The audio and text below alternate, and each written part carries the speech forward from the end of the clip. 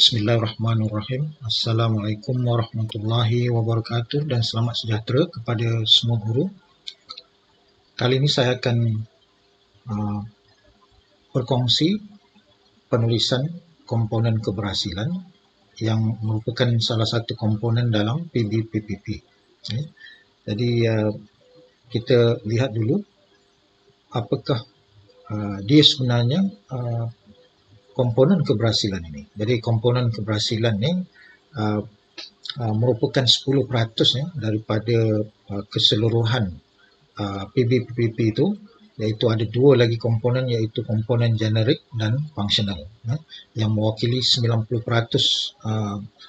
markah, dan bagi komponen keberhasilan ini 10%, dan skornya mengikut skor yang terkini mulai tahun 2021, skornya 1 hingga 5. Sebelum ini 1 hingga 4. Dan perlu diingat bahawa komponen keberhasilan ini cuma 10% saja. Jadi bukanlah segala-galanya. Jadi ada lagi dua komponen yang lebih besar peratusnya itu. Namun begitu, komponen ini juga penting. Walaupun menyumbangkan 10% saja, tapi tetap juga penting sebab kita akan melihat keberhasilan ataupun apa yang berjaya dihasilkan oleh seseorang guru itu, dan keberhasilan itu kita boleh lihat daripada kejayaan ataupun keberhasilan pada pelajar itu, bukan keberhasilan kepada guru itu. Jadi maksud keberhasilan itu pun guru-guru perlu faham bahawa keberhasilan itu kalau dahulu kita panggil kemenjadian murid. Jadi maknanya apa aspek kemenjadian murid yang kita bimbing ataupun yang kita didik itu, dan bukan merupakan keberhasilan kita sebagai guru. Jadi itu perkara asas yang perlu diingati oleh guru-guru semasa hendak menulis komponen keberhasilan ini. Jadi setiap sasaran itu mesti merujuk kepada keberhasilan murid. Jadi bukan keberhasilan kita sebagai guru. Dan seterusnya, penetapan sasaran itu bergantung pada organisasi atau institusi masing-masing. Jadi contohnya kalau sekolah aliran perdana, jadi pihak pentadbir akan berbincang, dan juga PYD dan PP sepatutnya akan berbincang untuk menetapkan sasaran itu. Bagi institusi lain, contohnya kolej tingkatan 6, matrikulasi. Jadi institusi ini mempunyai tugas ataupun sasaran yang mungkin berbeza sedikit. Sebab kalau sekolah-sekolah aliran perdana, pelajarnya memang bermula dari Januari hingga akhir tahun lah. Tapi bagi matrikulasi ataupun kolej tingkatan 6, ada pelajar yang bermula bukan dari bulan Januari. Contohnya kalau pelajar tingkatan 6, pelajar baharu mendaftar tu, maknanya pelajar tingkatan 6 rendah, dia bermula selepas keputusan SPM. Jadi maknanya kemungkinannya bulan Jun atau bulan Julai baru mereka mendaftar. Jadi maknanya sasaran untuk pelajar semester 1 itu tidak bermula dari bulan Januari. Jadi maknanya bermula mungkinnya bulan Jun atau bulan Julai. Jadi itu yang perlu difahami oleh guru-guru. Dan seterusnya, penetapan sasaran tadi itu bergantung. Jadi maknanya kalau dalam panduan yang diberikan oleh unit PBPPP ini, kementerian, minimumnya 5. Jadi kalau kita lihat, ini panduannya itu, jadi minimum sekurang-kurangnya 5 sasaran. Dan bagi PYD ataupun guru-guru baharu, ada juga yang boleh kurang daripada 5 sekiranya baru, maknanya guru baharu baru mendaftar. Jadi tapi bagi guru-guru yang sudah lama, maknanya minimum 5, dan maksimumnya itu bergantung pada tugasan kita. Dan yang penting bukan untuk melihat keberhasilan guru. Jadi kita hendak melihat keberhasilan pelajar itu. Dan isu seterusnya, bagaimana sasaran ditetapkan. Jadi sasaran ditetapkan mestilah ada TOV ataupun uh, maknanya satu yang kita boleh jadikan asas untuk kita mencapai sasaran itu. Jadi contohnya kalau dalam peperiksaan ni peratus pelajar yang lulus, jadi sasaran kita berapa peratus itu mestilah berdasarkan TOV, berdasarkan ujian yang pertama. Contohnya kalau bulan Januari belum lagi dijalankan ujian, bulan Februari. Jadi mungkin bulan Februari dijalankan ujian pengesanan. Jadi berdasarkan ujian pengesanan itu, guru-guru boleh membuat sasaran. Menyasarkan berapa peratus kelulusan untuk kelas yang diajarnya, ataupun berapa orang yang mungkin boleh mencapai grade A atau grade B. Jadi itu perlu dipertimbangkan dan bergantung pada kelas masing-masing. Jadi ada kelas yang baik, kelas yang cemerlang, sudah tentulah sasaran keberhasilannya itu lebih tinggi peratus kelulusannya berbanding dengan kelas-kelas yang kurang cemerlang. Dan seterusnya, isu penggunaan kata kerja yang boleh diukur. Jadi semasa penulisan itu, sama seperti penulisan RPH juga, mestilah perkataan itu boleh diukur. Contohnya memastikan berapa peratus, memastikan berapa orang boleh mencapai, ataupun berapa orang akan mencapai grade A contohnya. Dan seterusnya, dari segi dokumentasi, jadi sepatutnya pihak sekolah biasanya tidak akan menyusahkan guru kerana banyak bukti atau dokumen yang boleh disimpan dalam file-file yang biasa ataupun dimasukkan saja ke dalam folio ataupun dalam RPH. Jadi biasanya pengetua ataupun perongkanan pegawai-pegawai yang menjadi pegawai penilai ini, dia mesti tahu pergerakan guru ataupun aktiviti guru itu, dan juga kerap kali berjumpa. Jadi oleh sebab itu, pegawai penilai yang pertama itu ialah orang yang terhampir dengan pegawai yang dinilai. Dan seterusnya, isu yang menjadi masalah di sini ialah penilaian pertama itu. Jadi guru-guru perlu memahami bahawa penilaian pertama itu ialah bulan Mei dan bulan Jun. Jadi maknanya penilaian pertengahan tahun. Dan juga penilaian akhir itu ialah penilaian akhir tahun. Jadi penilaian pertama tidak akan berlaku pada bulan Mac ataupun bulan April.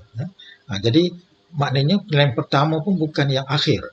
Maknanya penilaian pertama ini merupakan satu garis petunjuk yang memastikan guru itu boleh mencapai atau tidak. Apakah yang disasarkan sehingga ke penilaian kedua ataupun penilaian yang berlaku pada hujung tahun itu.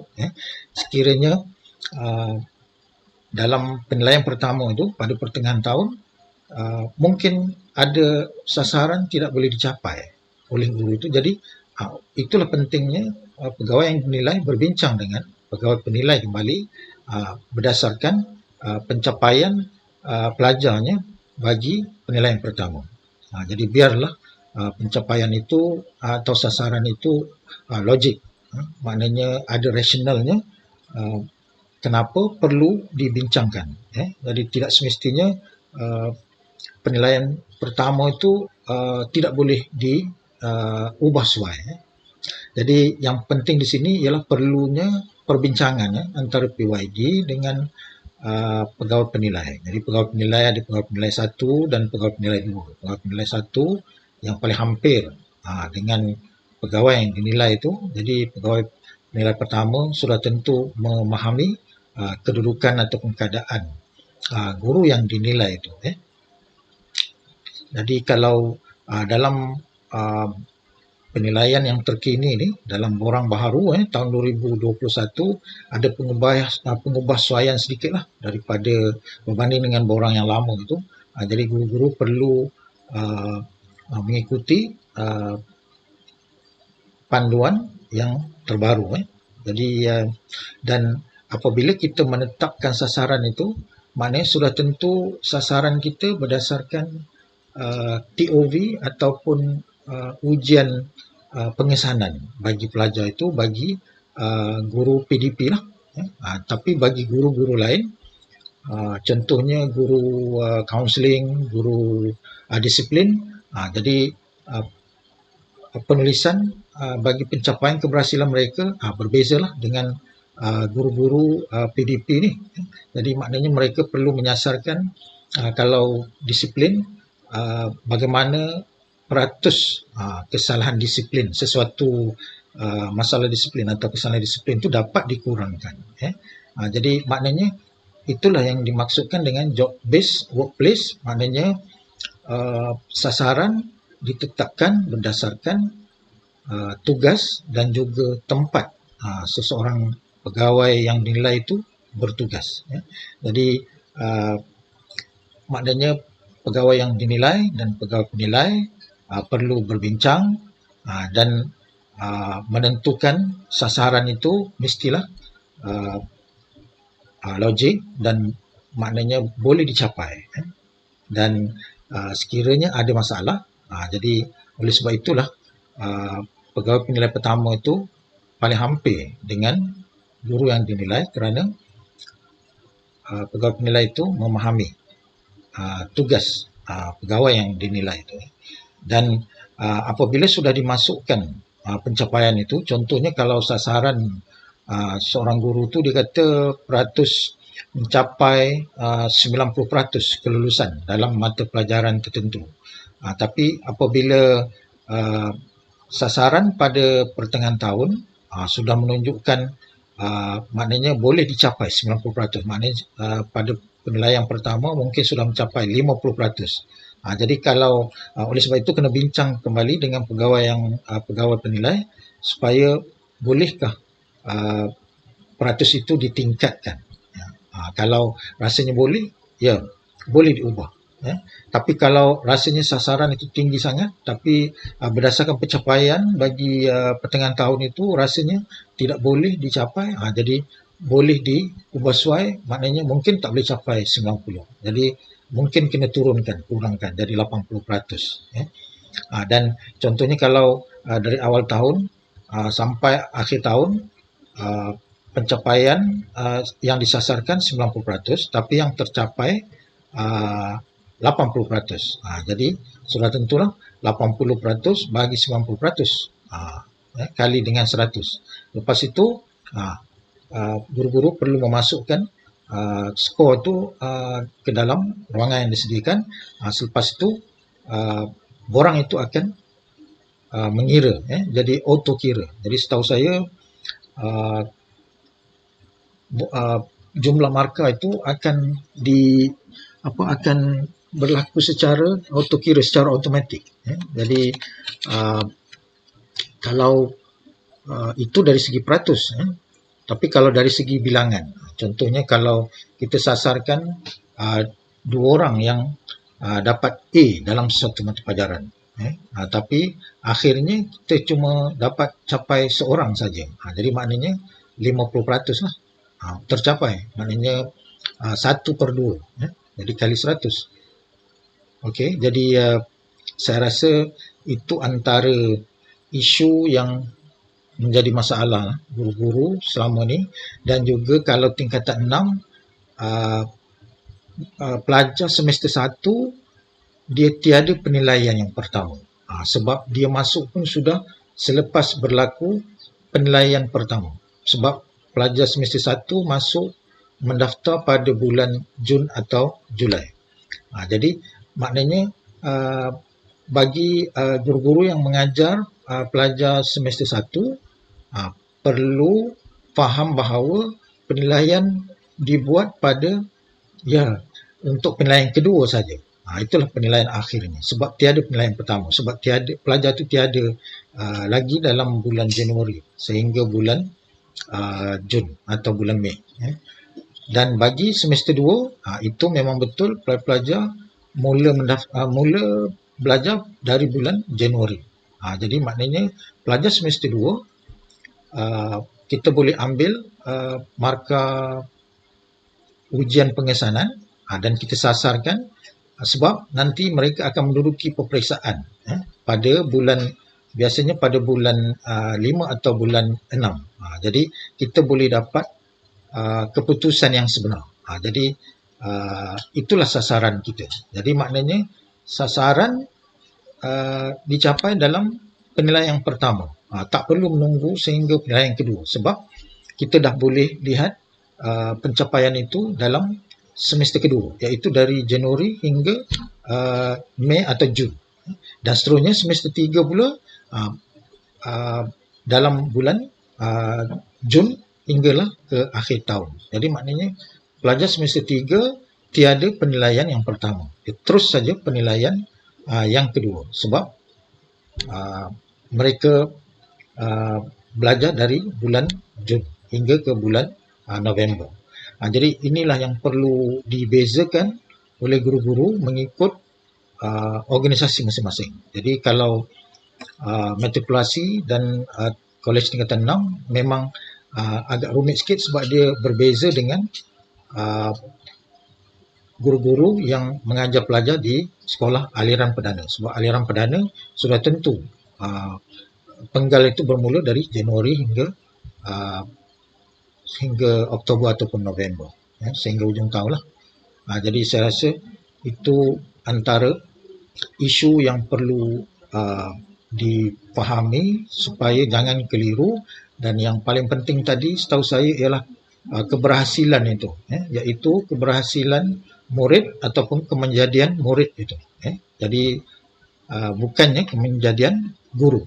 Sekian saja, terima kasih.